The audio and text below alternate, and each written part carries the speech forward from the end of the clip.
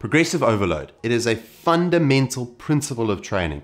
If you're not using it, you are missing out on a huge amount of progress and what you potentially could be. I always say this.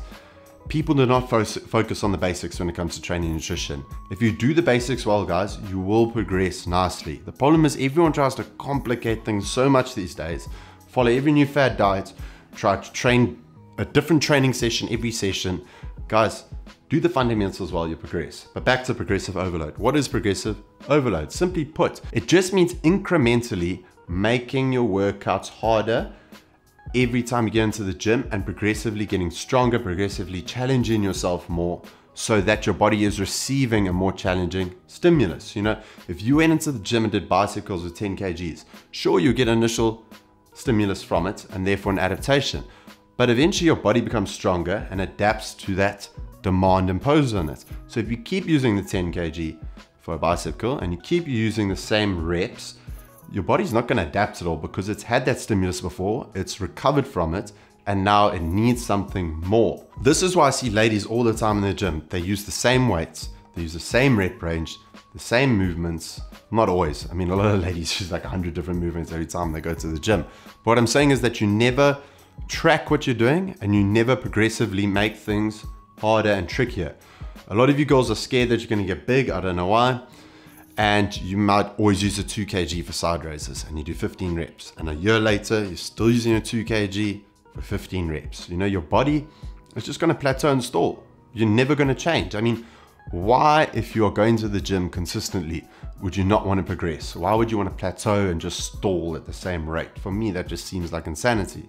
So once you've mastered a movement and executed it correctly through repetition of doing the exercise over and over again, guys, I'm still doing the same exercises I did at 16 years old. I'm just far more better at them, far more stronger at them, and you need to get execution first right, then progressively overload the muscle.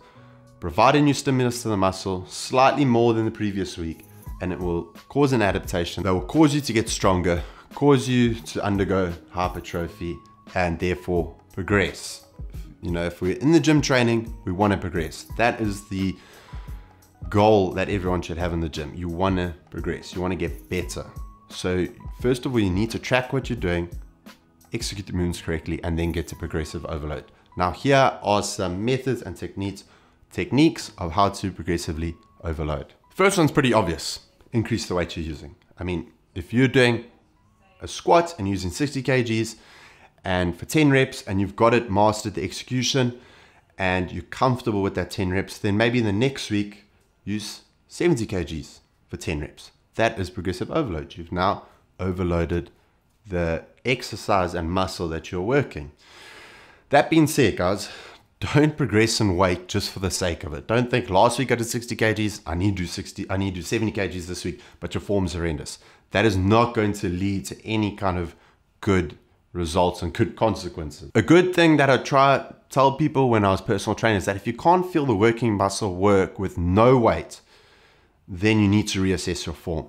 You know, I see a lot of people, if you tell them to do, you know, let's just say a dumbbell chest press with no weight, and they cannot contract the chest with no weight, then they've got no business increasing the weight they're using, because how is going from a 20 to 30 going to do anything if you're not actually engaging the working muscle? Next way to progressively overload the muscle is increase your reps. If you did 5 reps the previous week, try to do 6, maybe 7. You don't necessarily need to increase the weight. You can progressively overload by increasing the reps. You know, a very important point that I should make, guys, is if a trainer gives you a program, say I give you a program, it says 15 reps, you use a weight and you could have done 20 reps. Guys, do the 20 reps. Because 15 wasn't challenging enough and you maybe had the slightly incorrect weight. Don't just stop a set because the rep count says that. Go to the point of where it challenges you. Then the next set, change the weights accordingly to the rep count that's prescribed. But again, increasing the reps slightly from the previous week is a technique of progressive overload. Third in line is increasing the volume of your workout. Simply put, you can add sets onto your workout, therefore increasing the volume. Therefore, that's going to progressively overload your previous session. So this is where you can add a set onto an exercise or add an exercise perhaps at the end of your workout with some sets. It's going to be more than what you previously did. Therefore, it's more. Personally, for me, I would rather put add a set onto an exercise I'm already doing from the previous week than add a whole new exercise, simply because you've practiced that exercise the week before or weeks before. Doing another set on that exercise is probably going to be more beneficial than trying to learn a whole new movement and adding another exercise on. But each to their own, whatever you feel is going to be best for you. Fourth option is increasing your training frequency. So simply put, maybe you train legs once a week, then next month you start training them twice a week. Therefore, it is more than what you previously did. Now, if you're training a muscle group multiple times a week, I wouldn't recommend doing, if you do a full huge session of legs once a week, I wouldn't then recommend doing that exact kind of session again in the week. I would suggest not doing a full huge workout and one huge full workout, another full workout for legs. I would suggest decreasing the volume in both, and therefore you've got slightly smaller workouts, but those two smaller workouts still add up to more volume and frequency than the one singular workout. Next, you could potentially just decrease rest periods. So if you had 90 seconds rest in the previous week, maybe do 60 seconds, 80 seconds, whatever the case may be, but just decreasing the rest period. Just be careful about always decreasing rest periods. There's nothing wrong with it, but when you decrease the rest period, you're going to start training more the metabolic components of training, especially if your rest periods are really short.